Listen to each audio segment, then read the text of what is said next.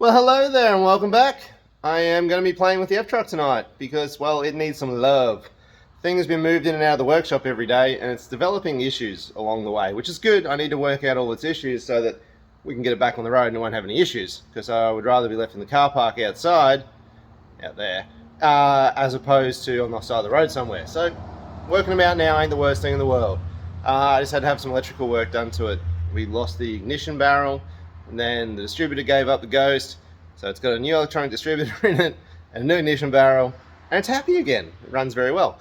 But the carby does drain down overnight, so if I leave this car, especially over the weekend like it is now, it's Saturday night, come back in Monday, it's crank and crank and crank and crank till it builds fuel back up in the old carby there, and it'll run again, and then it'll run sweet as a nut.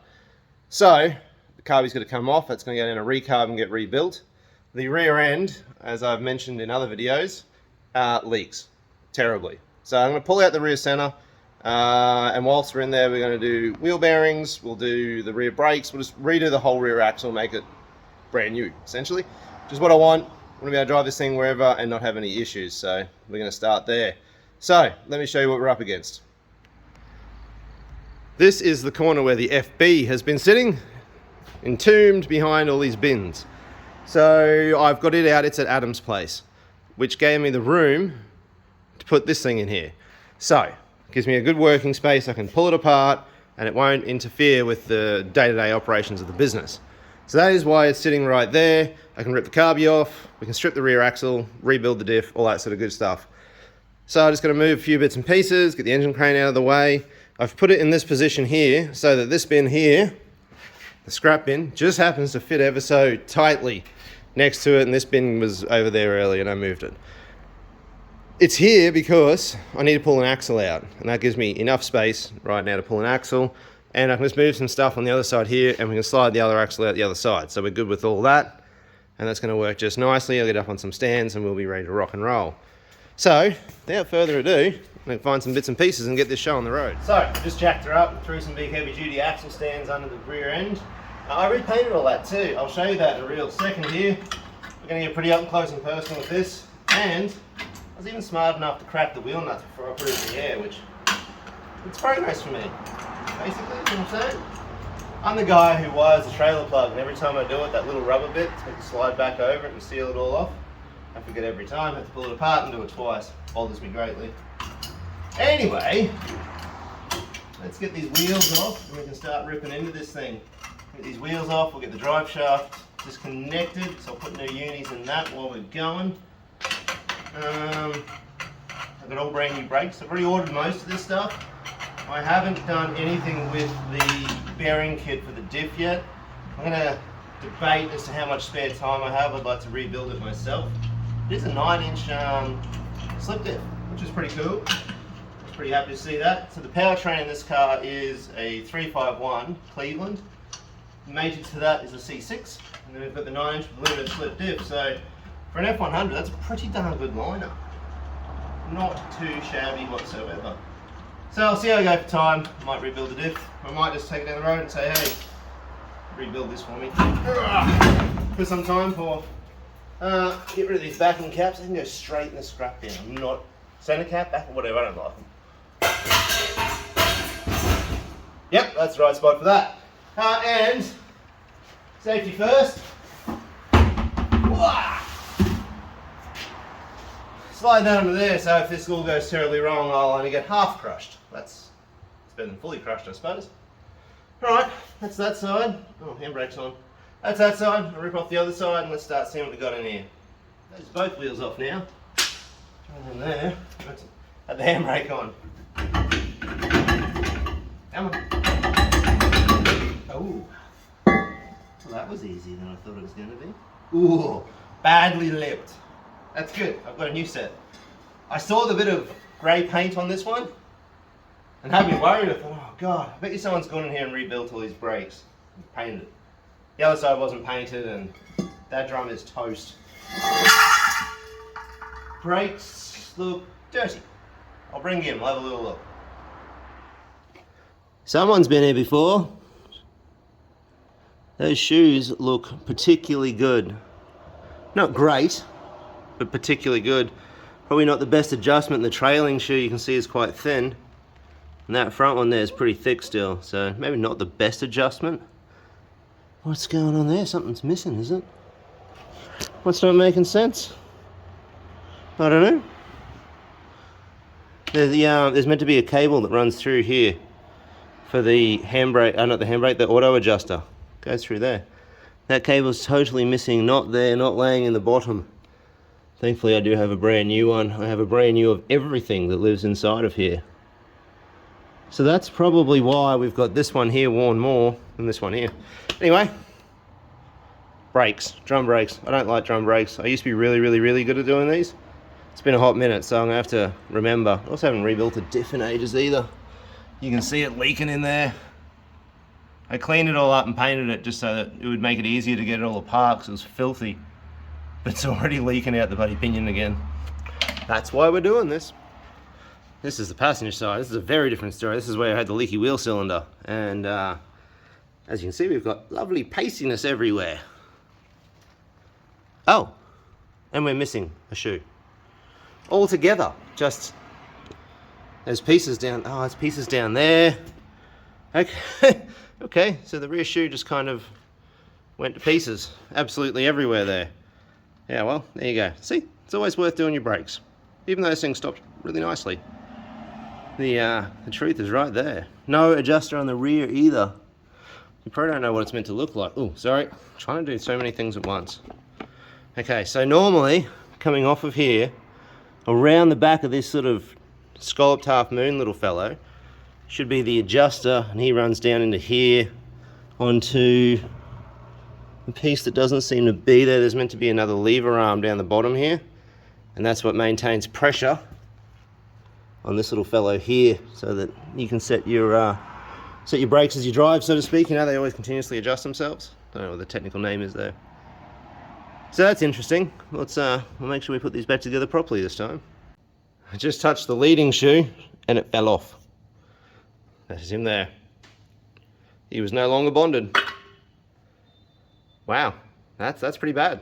I've seen shoes fall off before, but they normally actually jam the wheel up, not just sit there. I guess it's very well lubricated, I suppose. Just fell off. Just getting these couple of bolts undone here for the axle. I dropped the drive shaft off. I was going to film that, but it was a messy job. And a bit of a crappy location, so I guess I didn't. So that is what it is. It's disconnected, which is good. Dirty little bagger. So I've got to do this. Oh, I've still got to undo that brake line. It's always something. I always forget something. Anyway, got these couple of bits and pieces, and we can slide the axle out. You may notice I don't use a lot of impact type tools or air tools. Come loose. There we go. I don't really like them. I like the feel of tools, like I know how tight I'm doing something up. I don't mind them for pulling things apart, but at the same time, you know, a good bar, and it all goes really well anyway, so I'm just not really a fan, just for what it's worth. That's now stuck. So, yeah, there you have it. Don't know if that's useful information or not, but here we are. This side is a tad dry because it's not been leaking profusely. Unlike the other side, which I'm pretty sure is just going to jump apart. Why would you come out of there? I'll wrestle with that in a second. Anyway, this means that, stay behind, bam, they are a tapered roller. I don't know. I was looking up what wheel bearings this car took, and everything showed tapered roller with a separate cup, whereas the ones in the gasser are a one-piece unit. So that's interesting. So anyway, that's a bit of information I didn't know. It smells horribly of gear oil, as you probably imagine. There's our short side. It all looks pretty good too. Get some light over here. There we go. Yeah, a little bit. Yeah, take it back. It's actually not so good. It's not going to break today, but we do have a bit of hard use. You can see the engagement point all the way around it. I don't know if you can see it there. if I'm even holding that in the right spot. There's a pretty hefty engagement point on this, so I don't know. I'm going to run it anyway. I guess if I don't really plan on doing any skids. Although it is an LSD, we could do some wicked skids. We'll stand him up there for now. And I'm going to have to go get a brake line spinner and we'll get that brake line off. And that's this side disassembled, do the same on the other side. And I'm going to come up with some sort of plan to get the center out. Previously I have bench pressed one of those. I was actually putting it in, not taking it out. So the only concern I have with taking it out by myself tonight is there's no drain bung in a 9-inch. So when I pop it, I'm going to have oil everywhere, and getting under there to sort of bench press the thing down is going to be very messy. I'd rather avoid that. I might let it drain over the rest of the weekend, and I'll get one of the boys to help me lift her out Monday morning or something. I'll ponder that and see how excitable I get when we reach that stage anyway. We'll go get a brake line tool, get this piece off. These are going to go out for sandblasting. I want them to be Schmick and Mickey Mouse. Get them sandblasted. We have new wheel cylinders, rebuild the whole show. Same on the other side. We're going to put new bearings in it, the whole 9 yards. Give her a whole new lease on life. God, bloody brake stuff and gear oil. I'm a mess. Alright, let me go deal with this. Tis apart. Box of bits for reconditioning. Probably the only noteworthy part is the backing pads. If you look at the wear on them, they're pretty hardcore. So I'll have to build them up with some weld, make them like new. Replace the slave cylinder. But check out inside here. Oh, hello diff. But look at the crud on the wall of the housing. Jesus, man. Like, that has just been run for years. I get it's a really old truck. But yeah, that is evidence of not great service history and lots of use, which you'd expect from an old F truck, so that's fine. We shall rebuild it and make it awesome. Let's go to the other side, and we're going to do the same with that side, I guess. Let's go. I'm just going to do a before and after overview on this because it is a darn mess. So I'm just going to disassemble all this like the other side. Like I say, it doesn't have the other tensioning line for the shoes, so they auto adjust, which is interesting. Nonetheless, I've got all that stuff. We'll put it back together properly. So let's blow this sucker apart and get this axle out.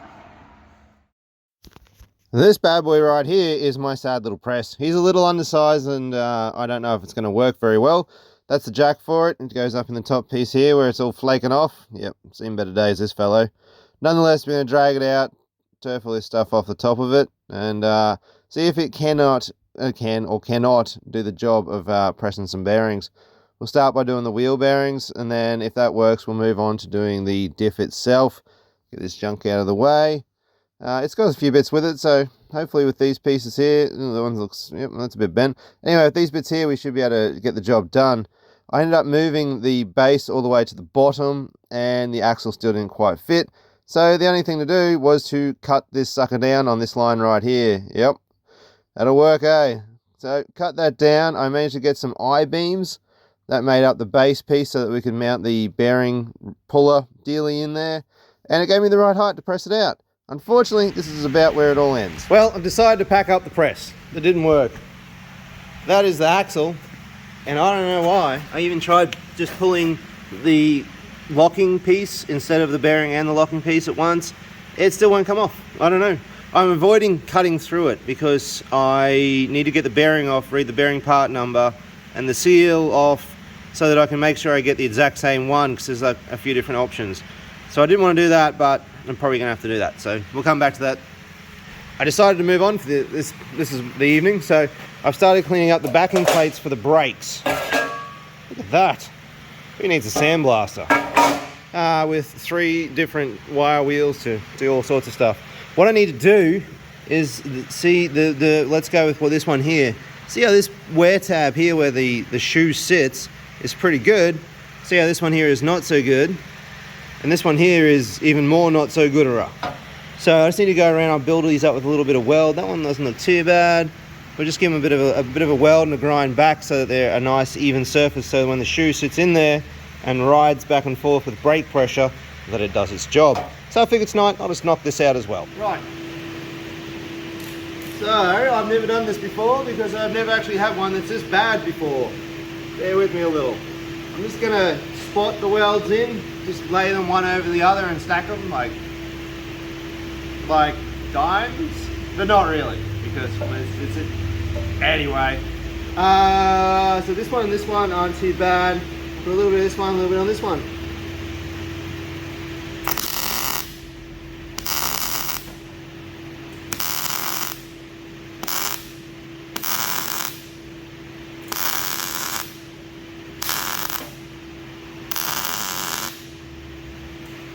Something like that, yes. Yes, that will work. Actually just went a little bit side to side and swooped on each of them. So that just builds us back up. Go through, touch him up, give him a lick. He's okay. This one's not too bad actually, just a few little spots. We'll get them right. And just like that, they're built back up. I think that'll be ample. Just for what it's worth, if you haven't seen these before, this is a cool little grinding just to get. These wrap all the way around, so you can use the very edge of it, and that'll allow you much finer work on the end of it. What are they called? There it is. One of those. So yeah, great little thing for doing stuff where you need to work the edge of the grinder, which does that. So we'll slap some paint on this one, go get the other one, keep moving forward with the project. I know it's a bit noisy, it's got the fan on, and I'm wearing a face mask, but this is what we're working with. We're going to clean this side up as well. I've actually had to degrease the crap out of it because it was so dirty, but it's coming up really good. Yep, this is what I look like. Face mask, ear muffs, the whole 9 yards. I don't know if you can hear me, but I'm going to keep going on this job right now. That was a dead set mission, but it's kind of newish again, I suppose. Sandblasting wouldn't have gone astray, but here we are, and don't have the sandblaster. So what I'm going to do is I just like to go over it.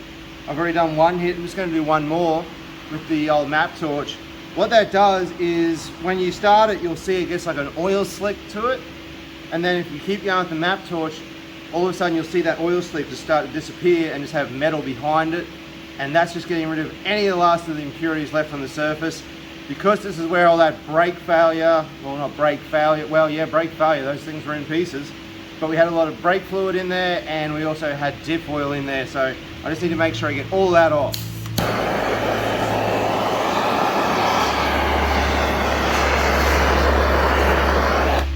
Which the first pass did a pretty good job. Sometimes you do a second pass and you'll see a bit more of it. Now, I don't normally do this, but I'm going to use a little bit of cold gel. Mainly going to do that because we've gone so far back to bare metal that it's unlike doing a chassis where you really just clean the surface off and only get a few bits of bare metal.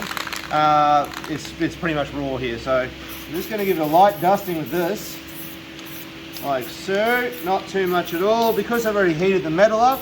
It'll dry nice and quickly, and it's mainly for the bigger, flatter surfaces. So just give it a lick with that fellow, just like that.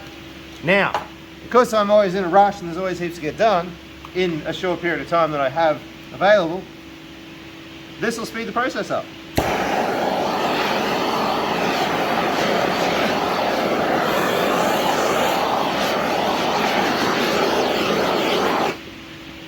Alright, I'm going to give that a few minutes, probably 10 minutes, just to flash off a little bit better, and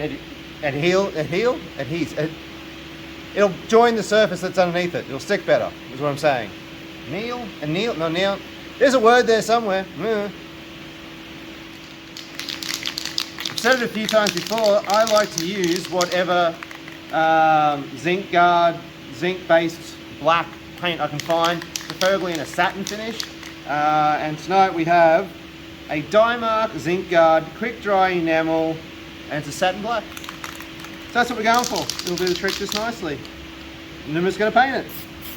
One heavy coat will be sufficient. You should probably do this in 2 coats and build it up nicely, but I'm not going to. Yep, that's looking good.